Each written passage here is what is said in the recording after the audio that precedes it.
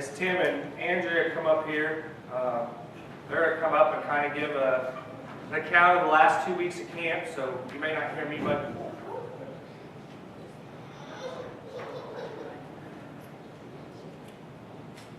you may not hear me preach much today. Pretty sure that's okay with a lot of you, though, so we'll just move past that before Dean makes any rude comments. Anyway, but as we come up here, I want to read something to you. It comes out of 1 Timothy chapter 4, and it kind of goes to what we're fixing to talk about in just a second. But it says, command and teach these things, let no one despise you for your youth, but set the believers an example in speech, in conduct, in love, in faith, and in purity. And I think they really focused these last couple weeks on teaching our youth to try to be that example to a lot of people. So I'll let Tim take over. That was right. So I know your day just got a whole lot better that you hear me talk. Those of you, there's some new people out here. I'm Tim, and my wife Andrea in the black dress over there. We do the youth group. We're not very good at it, but we manage. So a lot of you saw this video at the beginning of the service of Jake and I teeter-tottering. As everybody can tell, Jake and I are about the smallest guys in here. And it's a well-built teeter-totter. We've never got a teeter-totter until then. But it was a lot of fun. So we thought that'd make a great countdown. You can even hear the music still. But, so to be honest, I didn't make slideshow. Andrea did while I was sleeping. So, even though I may have been grumpy a few things, she did a good job. But we figured it out. There were 6 adults that went with us. And it would have been Jake and I and Crystal Lamb and Andrea. That's 6. That's Jake and I counting twice. So, that's good one for us. But Andrea and Crystal both logged 100 hours working with kids. Jake and I both logged 200 hours working with kids. And that's counting 8 hours of a bus and a numb foot. You had to switch feet every 20 miles to keep the bus going. It's a real story. But of the 100 hours, it was really a great experience for the kids. It got them out of their comfort zone. It got them away from their home life. I mean, they took their phones away. That was serious. You really thought kids were going to have heart failure without their phone for a week. It was tough. We let the high schoolers hold their phones during the week. That was a bad decision. So the junior hires got to leave their phones on the bus. They weren't very happy about that. I made a bunch of notes on my phone, so you keep seeing me looking at it. But it's pretty amazing to see how they're working in their lives. And every night, I don't know what they did exactly in the girls' cabins, but on the first week, we went around the room and had each kid pray. We do this a lot in our elders' meetings. You go around the table. And it's pretty interesting to see from the first night the kids will pray for that they'll do good in their game tomorrow or nobody will get hurt, to towards the end of the week they're praying for their family, their loved ones, things that are concerning them. And it's just amazing to see how God's working in their lives. And we'll go through the slideshow too some, and I'll explain pictures and you'll hear me ramble. But these are the groups we took. The top is the high school. The skinny guy on the left, my left, your right, is Jake. I guess if I'm facing this way, it's same left. And I'm on the right. The bottom group is the junior high. We stopped at Chick-fil-A on the way home. That was not our brightest idea. That parking lot was extremely tight, but we managed to get the bus parked in 2 stalls between a nice car and an old van. And we didn't get door dinged, so it was a good experience. Another youth group went with us to that place from Colby. But also in those cabins, it's not just our kids, which was a big surprise for Crystal. So you have your group of kids, and they also put in other kids that don't have a youth group. Because you'll find a lot of those kids just come on their own, and they don't have things for them at their church. And it really helps you to feel thankful that we have things. So in this group, it was Crystal and some of the Katrina and Amber Pate, I call her Pate Senior. And then the rest of those girls are all from different churches. So Crystal got the joys of learning and working with them. And that 212 is our cabin number. At that first week there was about 370 people there, so it was pretty busy, and I thought that was pretty chaotic until I went to the junior high week. This was Jake and I's cabin. What was our cabin number, Tim? We were 104. We had the same problem the next week, but I caught it before they took the picture. The lady taking the camera is not very patient. She starts counting down from 10, and if you're not ready, the picture takes however it is. So we had a lot of nicknames for a lot of them. We had our 7 guys. We were 8. One of them couldn't make it, but we had a lot of different nicknames from Cowboy, which I'm guessing you can tell which one that guy is, to JJ and GG and Mouse and Ladies Man. And some of the kids would amaze you. The one we called Ladies Man, we were at the basketball court, and he's standing there, and I said, why don't you go play? He's like, I'm just waiting. I said, what are you waiting for? He's like, to show him my moves. I said, really? Let me see this. So he does a layup. He goes, do you see them ladies looking at me? I said, I think it's because you missed. But and you really got to work with those kids and see their strong falls and their weak suits. And this was at the beginning of the week when everybody smelled good and was happy and not tired. This was the girls' cabin, the junior high girls, Andrea's, 204, also deemed the stinkiest cabin. They got to do extra cleanup duty because they don't know how to clean. They dubbed. And 109, which is what we're about to see, was also the second cleanest cabin. We didn't want to go too far because if you were the cleanest cabin, you had to sweep the sanctuary and stack chairs instead of go outside and pick up trash. So you just got to tone it down a little bit so you don't do the best. But these were the stinky ones. I think I still smell it from her suitcase. This was the 109 group. We had 21 kids in our group this week. It was me and our nine boys, I think. And then the rest of those were all kids from different places, from Liberal to East Clearwater and Eastern Kansas to a few kids were from Missouri.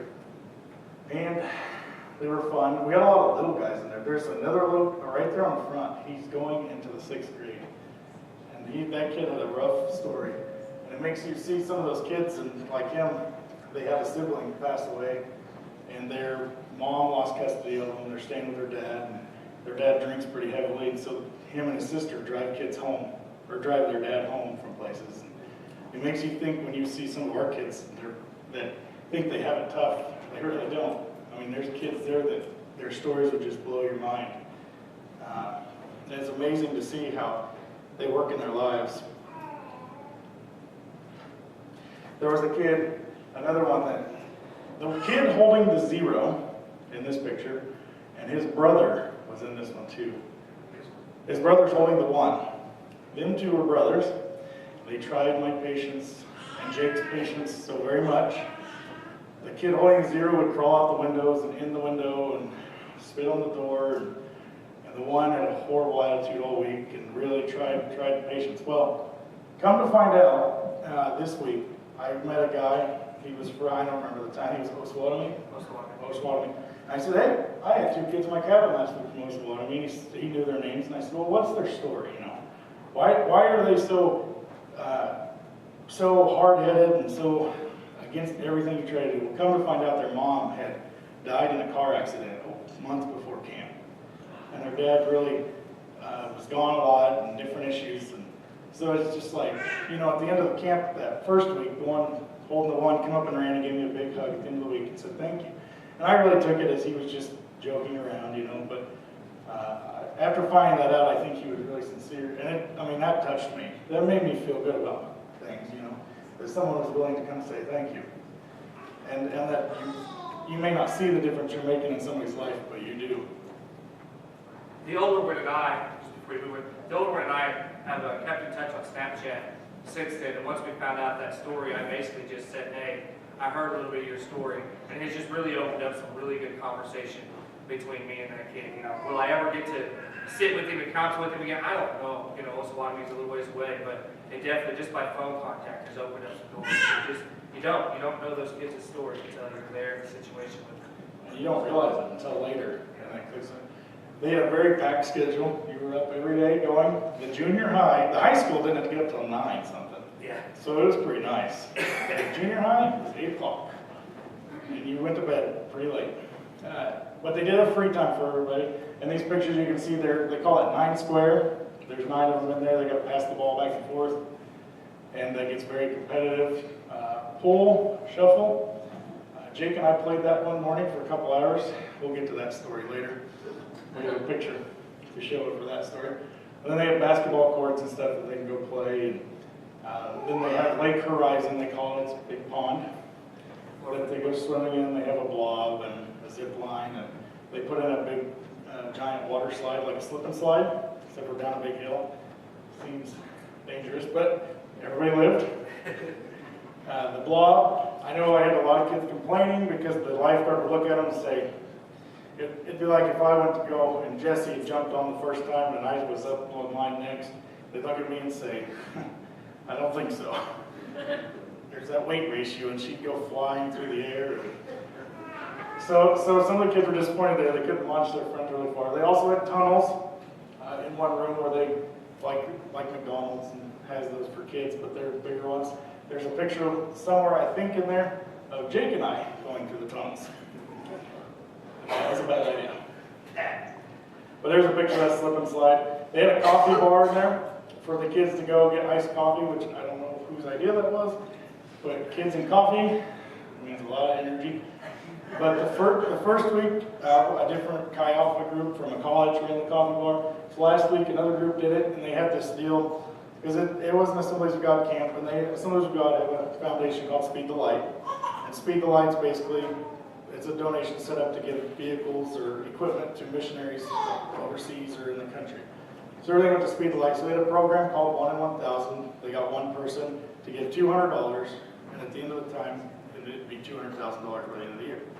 So they ended up having, the coffee bar was 1 in 1,000 twice due to a tip jar. They would, every time a kid would give a tip, they'd have this big chant and start yelling, and the kids loved it. So they ended up, that week was like $400 some they ended up giving to missions, just from that tip jar, you know. And it was a pretty exciting adventure going in there. But there's rock climbing walls. I think that's Amber Gate. And then you got Bill or James right there on the bottom, and Taylor and Cleveland and Clayton and Billy. If you notice, Billy and James look a lot alike now. Billy cut his hair. And Jesse going on that slip and slide. Then there's the video. Andrea must have took these videos of just the zip line. I have a problem holding on. I can't sit on there. I fall a lot quicker. But this is, some of these pictures were free time still.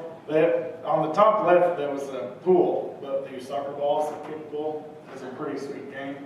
The kids think we should build one in the youth room, which I never know. And rock climbing in the goggle pit. And you can see Jake and I and Crystal there waiting for something, because if you reserve seats, you can get the better seats. So they let us do that a lot. More free time pictures. On the bottom, they also did a Bible challenge during the week, every day.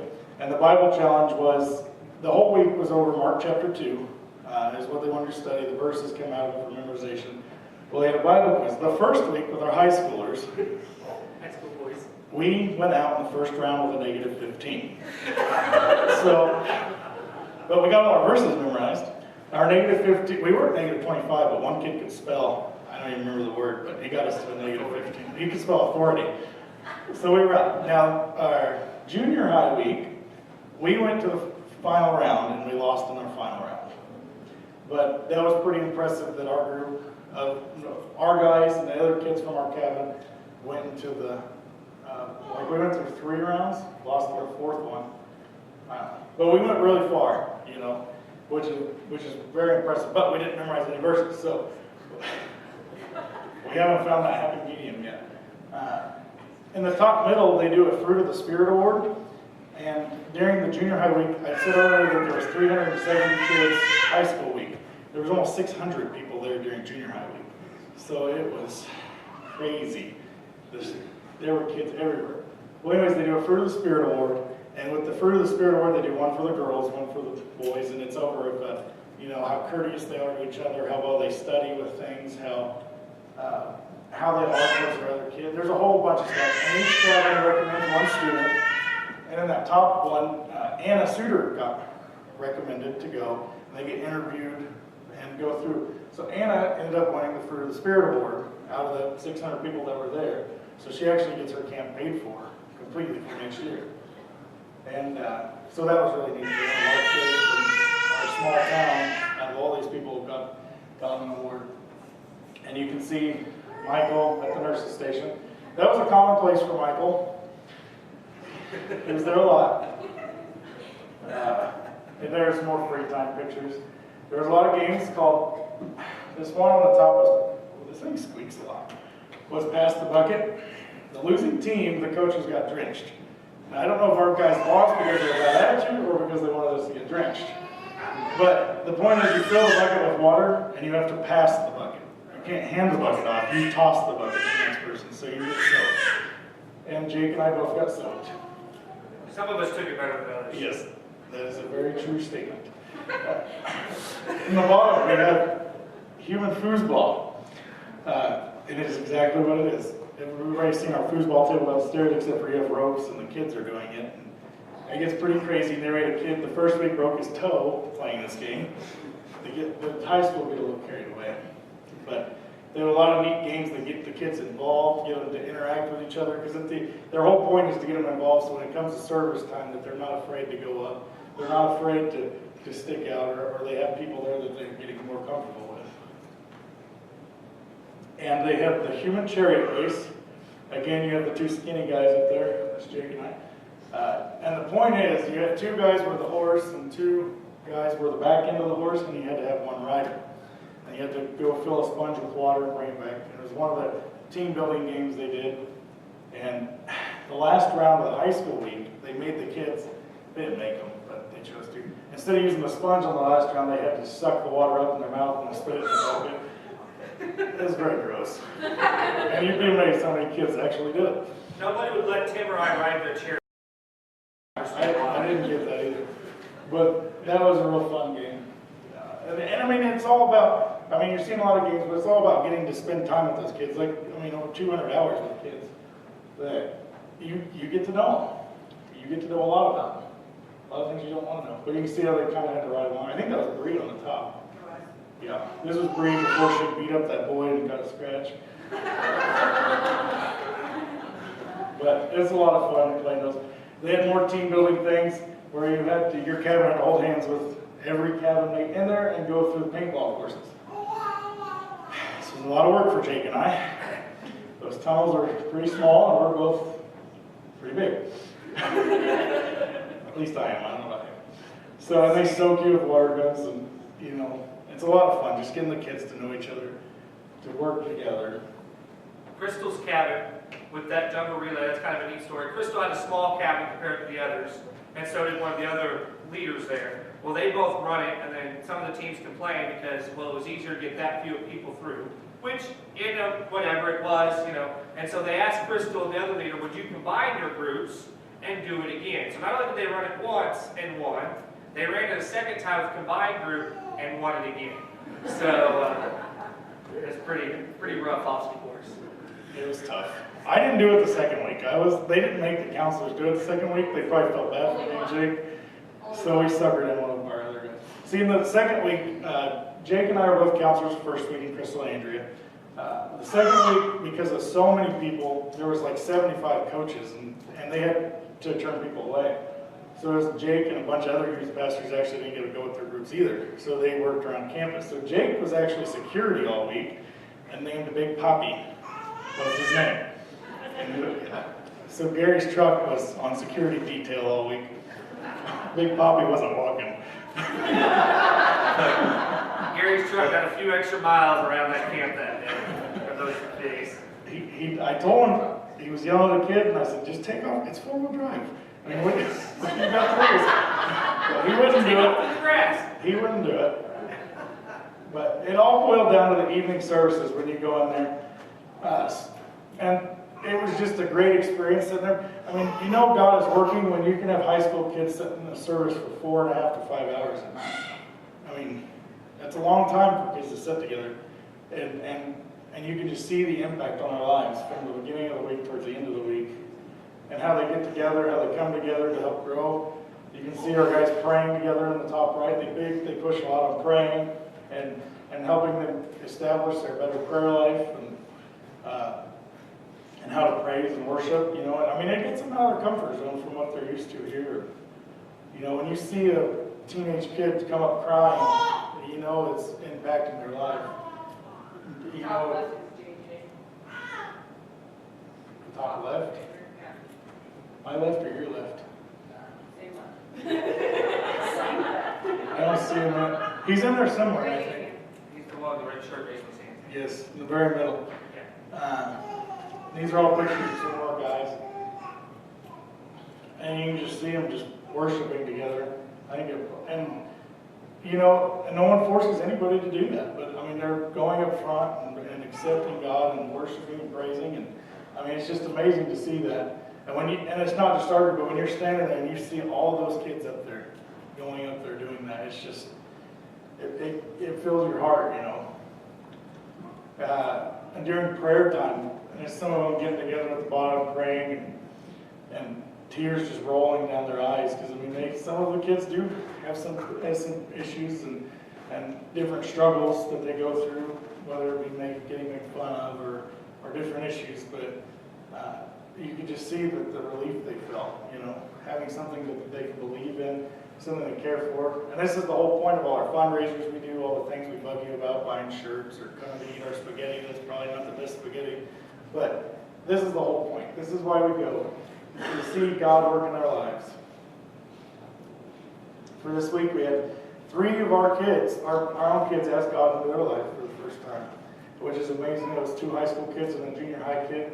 And 10 of them came back, you know, they had accepted God before, but kind of strayed away, but they made that commitment again.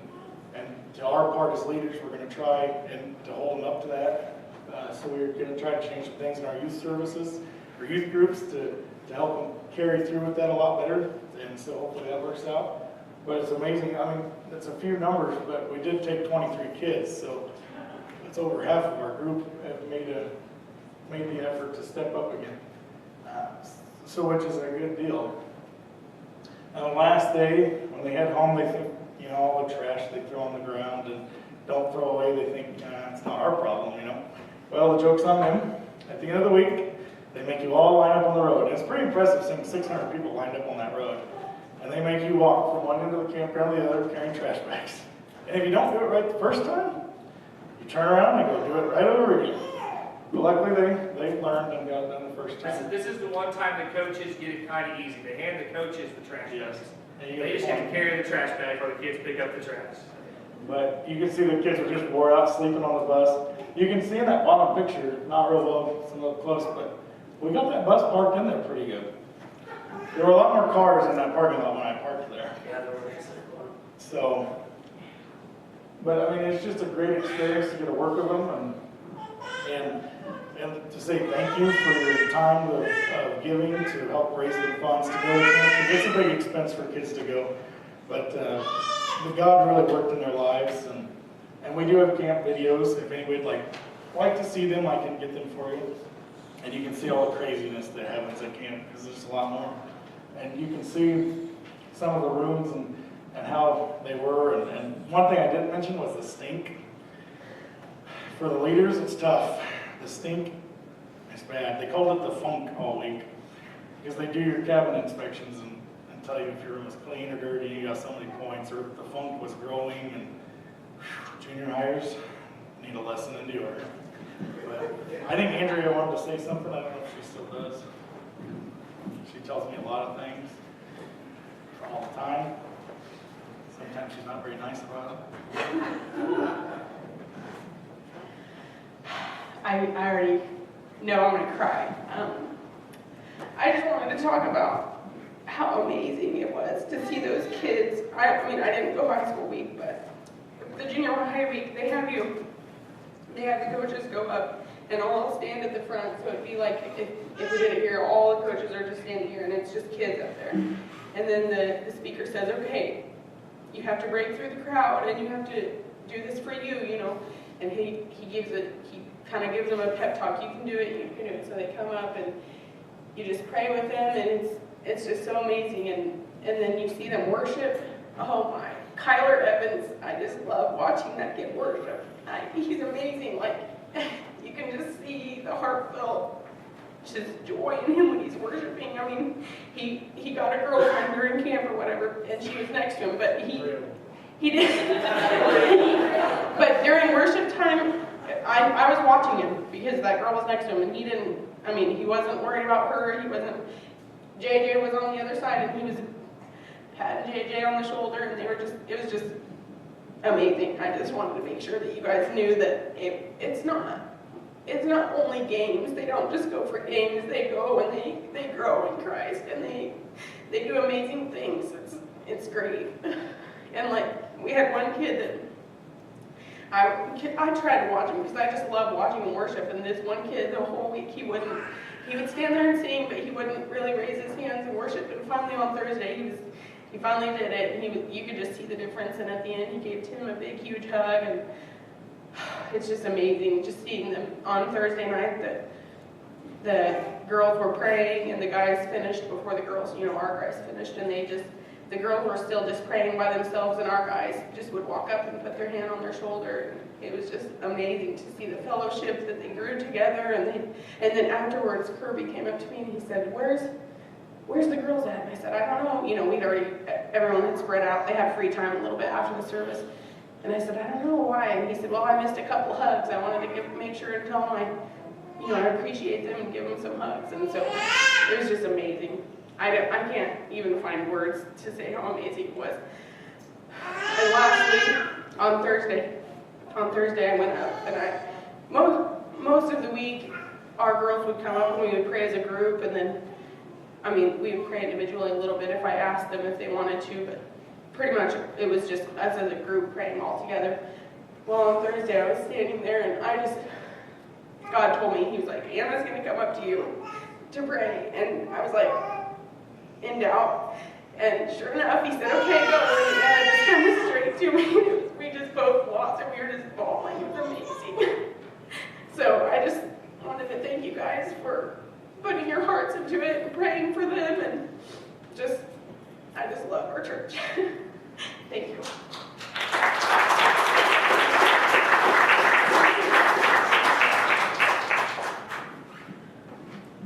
One of the things, and I hope Crystal didn't be mad at me here, but one of the things that we had to talk to Andrea and Crystal both about, Tim and I, was, in the moment of praying with those kids, and especially Crystal, who had a bunch of kids. She only had 2 of our girls, but there were, how many total in your cabin?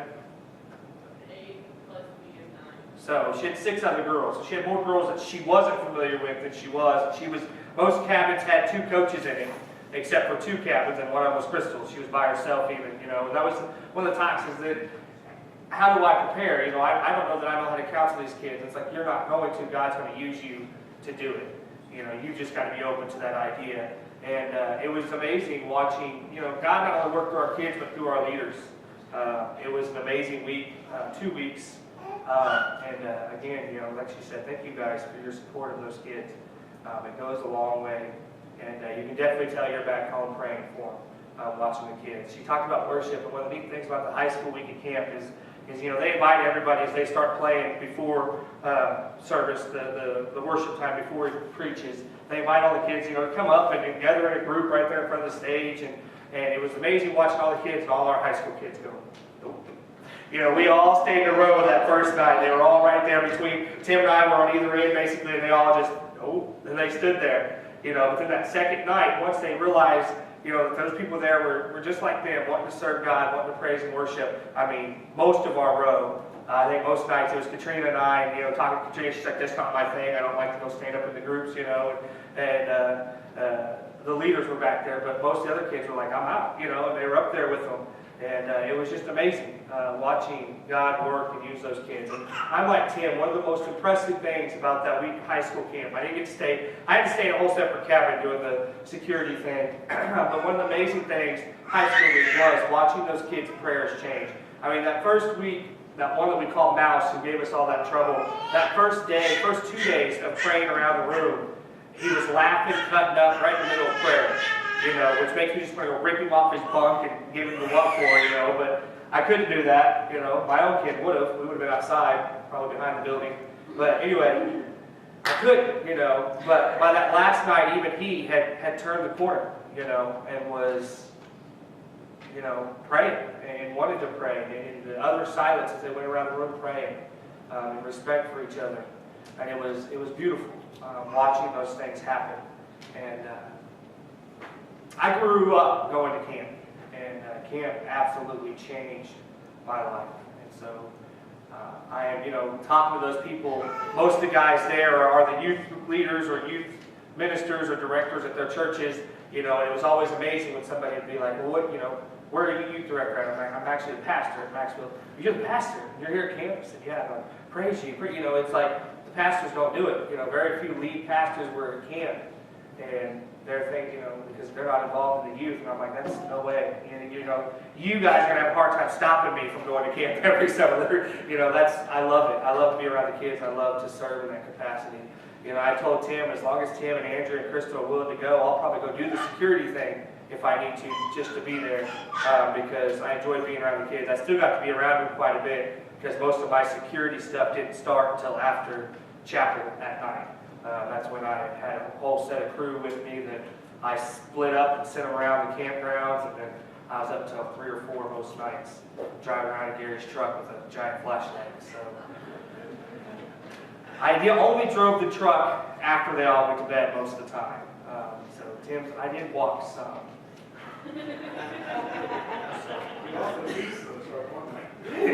Yeah, no. You don't even know about the good losing the keys.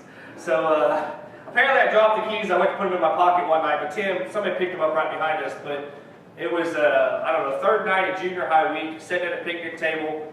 And I had a guy, normally his name was John, he was a youth minister from Colby. He normally went with me during the nights and just, kept me awake. We drank coffee and drove around the camp, talked, and got to learn a lot about each other's lives and stories.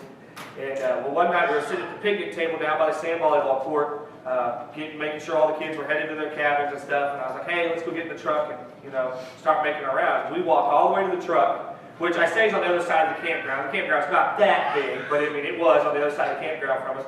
And when I get to the truck and I hop in, I put my hand in my pocket. Well, apparently those shorts have a hole in the pocket.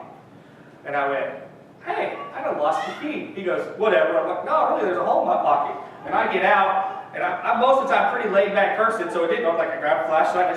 And he's like, dude, quit messing with it. I'm like, no, I really lost the key. He's like, you serious? I'm like, yeah. But it was right by the picnic table where we were sitting. It fell out of my pocket. I put it in there. So your keys are fine. They're on my bookcase at the house. You can take your truck home. Don't worry. And thank you for the use of it, because it did make a difference. But guys, please, after service today, feel free to ask us any questions you want about camp. We had a wonderful time. And like you said, it is a Simply God camp, and so it did challenge our kids to step out of their comfort zone and do things a little differently. But it was a huge blessing to them, I think. A huge, huge blessing just to get out and worship and praise God in a new way. I'm sure you feel free to talk to the kids. I'm sure they would love to visit with you and tell you all about it also. So I want to read one more scripture from you, and then we will pray and go home for the day, so you won't have to hear me preach. But 1 Peter chapter 3, if you want to turn there, I'm going to start with verse 14. It says, but even if you should suffer for righteousness' sake, you will be blessed. Have no fear of them, nor be troubled, but in your hearts honor Christ the Lord as holy. Always be prepared to make a defense to anyone that is in you, yet do it with gentleness and respect, having a good conscience, so that when you are slandered, those who revel your good behavior in Christ may be put to shame. For it is better to suffer for doing good, if that should be God's will, than for doing evil. What greater scripture to send kids home with, I think, from camp, than to understand that you've got to be ready to defend your faith. At any given moment, any given point in your life, you've got to be ready to defend your faith. And will that bring slander upon you? It's possible. In our culture where we live, that doesn't happen that often. That's the glory of the Bible Belt. But these kids aren't going to stay in the Bible Belt their whole life, some of them. They're going to go experience life in bigger and newer ways than we can even imagine that we have. You know, and so I think instilling this faith into, like I said, like we told you, they went through Mark chapter 2, which the bulk of Mark chapter 2 is where the 4 guys take the paralytic man to Jesus, and they lower him through the roof. And one of the big verses they focused on with the kids is when Christ tells the man, I forgive you, your sins are forgiven, get up, take your mat, and go home. And the Pharisees say, this is blasphemy. Who can forgive sins but God alone? That's what the kids took. Who can forgive my sins? Jesus, God. The one that I'm here to learn about all week is the one that's going to rectify my life when I screw up. What a better defense than that? That yes, I'm going to go through life and we're going to stumble, we're going to mess up, but what better defense do we have than the Christ Lord who wants to forgive our sins, who wants to love us, who wants to be a part of our life? So I think they had a great time this week. They had some wonderful coordinators. The guys leading the camps were awesome. Made it fun for the kids. I mean, they had Tim up there doing tug of war one day with several people. I think they finally had to throw 3 people on one end of the rope against him to finally beat him. And I don't think they would have beat him if they let him get ready right, but they did finally get him. But you should have seen him watch him drag his wife across the floor. That was pretty funny. They had fun with them. They made them laugh. They entertained them. But I will tell you that watching those kids, not every service was 4.5, 5 hours, but most of them were at least 2.5 to 3. Junior high was 3. Yeah, watching the kids go through that every night and never complain. The only complaint I got was I really need to use the bathroom. You know, because we wouldn't let them get up and go to the bathroom during service. That was one of my jobs as security. Go sit back down, you're fine. And the whole reason is you let one of 600 go use the bathroom, you're going to have a whole flock of them, and you're going to lose them all. But when that's your biggest complaint, and they're having to sit in a room and listen to a guy talk and worship together for that long, it's a beautiful thing. You know, here, let me run on some toes for a minute. Sometimes as a minister, I have people complain about having to sit in church for an hour and a half. And here we're getting kids 3 to 5.5 hours of praising Jesus, and it's just a beautiful, beautiful, wonderful thing. So again, thank you for your support. Thank you for your support of the youth throughout the year. And don't let that go anywhere. It's those youth that, you know, we always say the youth is our church of tomorrow, guys. The youth is the church right now. Whether you like to say it or not, they are your church. They're the ones out there witnessing to their friends. It's that childlike faith that brings people to God and that innocence. You know, now are some of these teenagers of that childlike faith and innocence? Well, you know, they're starting to turn their direction at that point in their life. So it's that crucial years and ages that we've got to respond to. So thank you guys again. Let's have a word of prayer and we'll sing our invitation song. Father God, we thank you. Thank you for this beautiful time. Thank you for this wonderful time we've had together. Thank you for these camps and the way these kids have responded. Thank you for the speakers, the worship bands. Most importantly, thank you for the way you and your Spirit worked in this camp. For the way you changed lives, that you made kids new, that you brought them to you, Father. We just ask that we as leaders in the church hold them accountable to those decisions they make, Father. In His Son's name we pray. Amen.